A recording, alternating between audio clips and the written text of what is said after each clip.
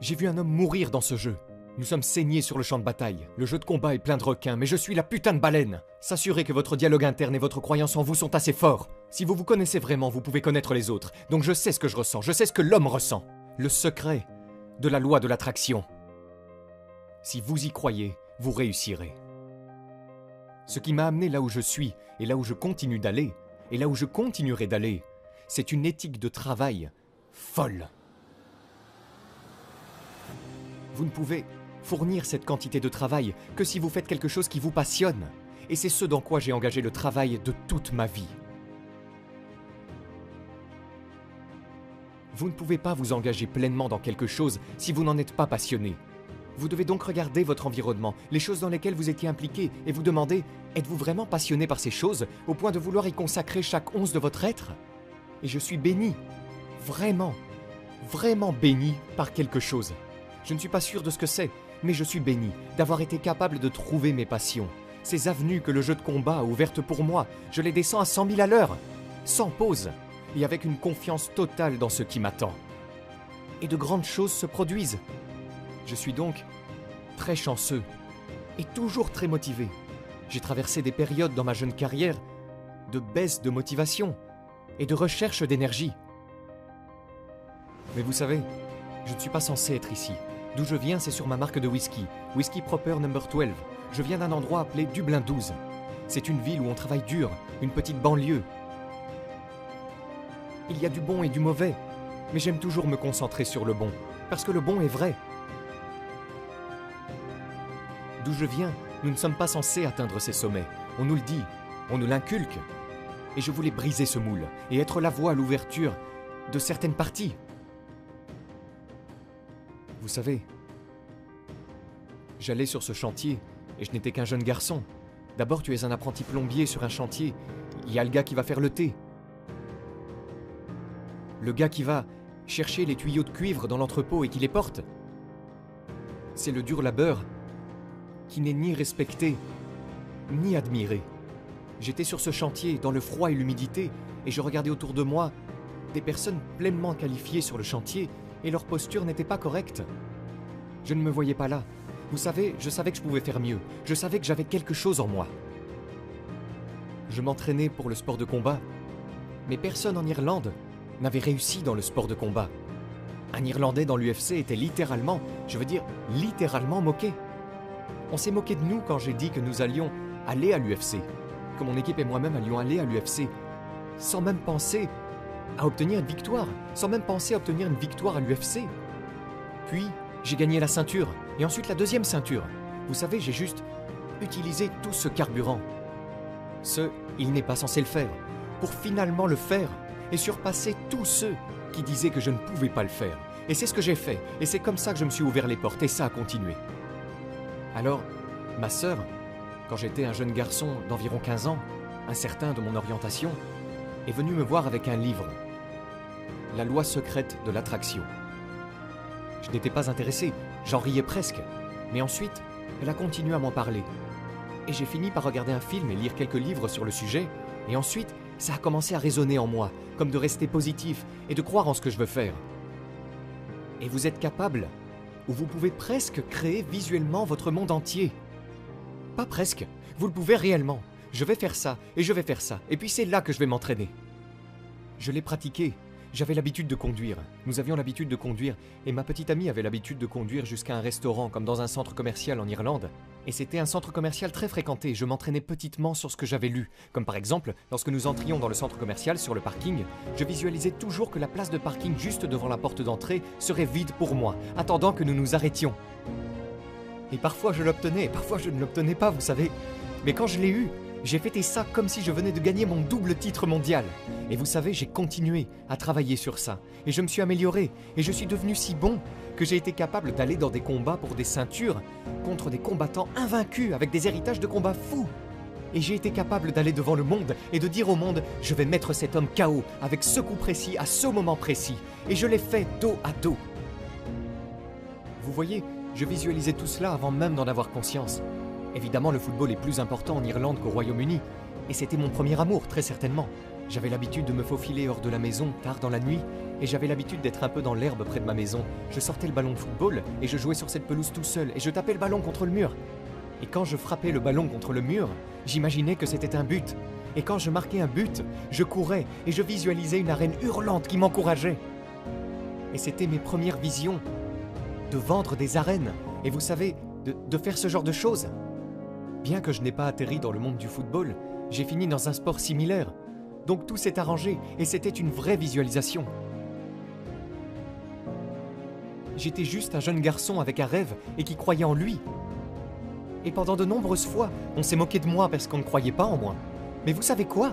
Rien d'extérieur ne peut vaincre l'intérieur. La seule chose qui peut faire tomber quelqu'un ou vous faire tomber est interne. Rien d'externe n'est assez fort. Il s'agit juste de s'assurer que votre dialogue interne et votre confiance en vous sont suffisamment forts pour résister à l'extérieur. L'extérieur est là. Vous devez l'accepter.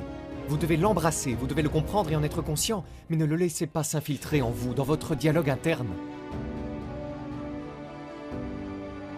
Je ne sais pas tout. Je ne fais qu'avoir des hauts et des bas et grandir avec ça.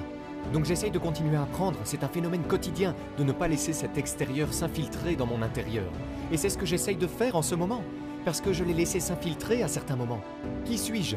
Je sais qui je suis un animal irlandais, un vrai animal irlandais.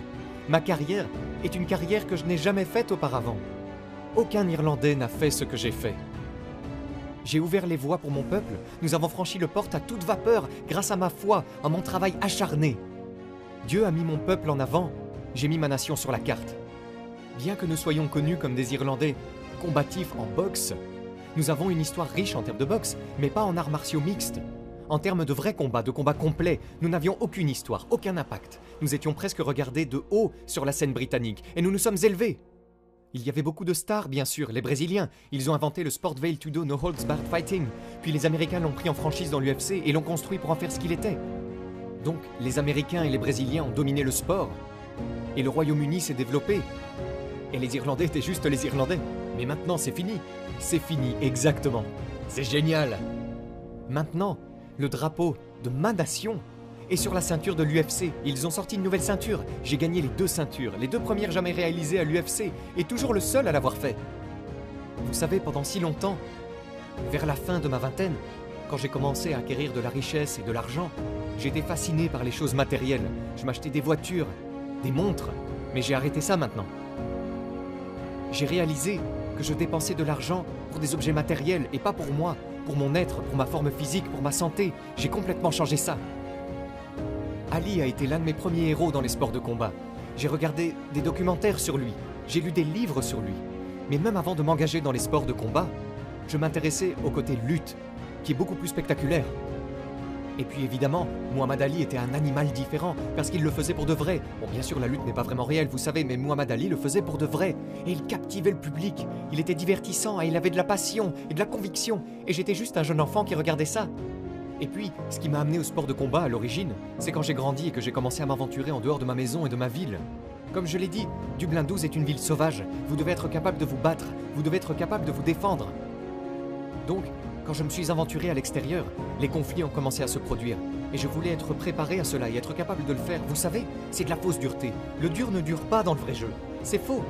J'ai regardé les gars forts de l'époque. Où sont-ils maintenant? Ils ne le sont plus. Ils ne sont même pas durs dans le vestiaire de leur mère. Vous voyez ce que je veux dire? Je n'étais pas nécessairement un adulte coriace, mais je travaillais avec acharnement. Et j'étais intelligent. Voilà ce que j'étais. Et c'est ce qui bat la coriacité. N'importe quel jour de la semaine et 2 fois le dimanche. Donc je savais ce que je devais faire. J'avais besoin d'apprendre les sports de combat, j'avais besoin d'apprendre les arts martiaux, de prendre confiance en mon environnement, et ensuite de m'élever. Et c'est ce que j'ai fait. Pour moi, je ne dis pas toutes ces choses pour de la médisance. Même si c'est un peu devenu le cas, je regarde toujours l'adversaire. Tu sais quoi? Connais-toi toi-même pour connaître les autres. C'est une citation de Bruce Lee. Si tu te connais vraiment, tu peux connaître les autres. Donc je sais ce que je ressens, donc je sais ce que cet homme ressent. Je sais ce que je peux dire pour le pousser à bout. Je sais ce qu'il pense. Je sais ce dont il a peur. Je connais ses inquiétudes. Et je les mets sous les projecteurs. Je les mets en avant. Je réfléchis concernant.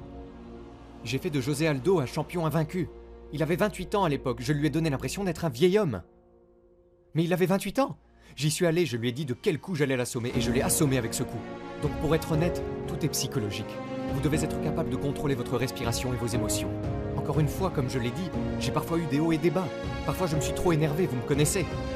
Je suis encore en train d'apprendre et de découvrir le jeu, et je ne prétends pas tout savoir. Mais ce que je sais, je le sais sacrément bien, et je continue à apprendre et à aller de l'avant. Et c'est là où j'en suis maintenant. Fini avec le doute extérieur. J'adore ça. Donnez-moi tout ça. On me dira que je ne peux pas faire quelque chose. On me dira que je ne vais pas franchir le pas et faire ce saut dans un sport complètement nouveau. Pas seulement contre un type quelconque, mais contre les meilleurs. Je suis très confiant maintenant que mon moteur continue à se construire, tant que je reste dessus et que j'essaye de ne pas déraper, de rester motivé. Je pense que votre manque d'engagement est presque une insulte pour les gens qui croient en vous. Et c'est ce que j'essaye de me dire, il y a des gens qui croient en moi. Donc c'est ce que je me dis en ce moment même, aujourd'hui, il y a des gens qui croient en moi. Et si je m'engage à moitié, ce n'est pas ce que je suis. Ce n'est pas pour mon peuple, ce n'est pas ce que ceux qui croient en moi méritent. Et je veux rendre l'appareil aux gens qui croient en moi et leur donner cette croyance. Vous savez, et prouver que cette croyance est correcte. Donc c'est là où nous en sommes maintenant, et nous allons voir où ça va nous mener. Nous allons voir. J'ai vu un homme mourir dans ce jeu. J'étais sur le ring, j'ai coincé un homme. Je suis humble dans la victoire ou la défaite. Quoi qu'il en soit, c'est un sport à la fin de la journée. Un sport macabre, mais c'est un sport. Donc je l'ai respecté, j'ai été vaincu ce soir-là. Mettre le paquet est une expression que j'aime utiliser dans mes aventures. Toujours mettre le paquet. Nous devons être à fond dans nos aventures. Je suis à fond dans ma marque de whisky, dans mes vêtements, dans mon programme de fitness, dans le McGregor Pass Programme. Je suis à fond dans les combats. Je veux juste ma valeur. Vous savez, nous sommes dans le jeu, et il y a beaucoup de politique dans le jeu. Le jeu de combat est plein de requins, mais je suis la putain de baleine. C'est un travail dur, c'est tout. Un putain de travail dur. Vous y mettez du vôtre, vous y croyez, et vous réussirez. Et c'est tout.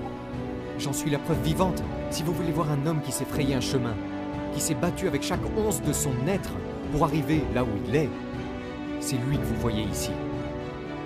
Vous savez, ma famille est une grande famille. J'ai une famille aimante, ma mère, mon père, mes 2 sœurs. Mais ma lignée, la lignée McGregor, est saignée sur le champ de bataille. Vous pouvez retracer ma lignée jusqu'aux Highlands, où nous avons combattu les envahisseurs hors de nos terres, avec notre épée familiale, la Claymore enveloppée dans la peau de mouton piégé. Et je l'ai accrochée à la rampe de mes escaliers pour me rappeler d'où je viens et qui je suis.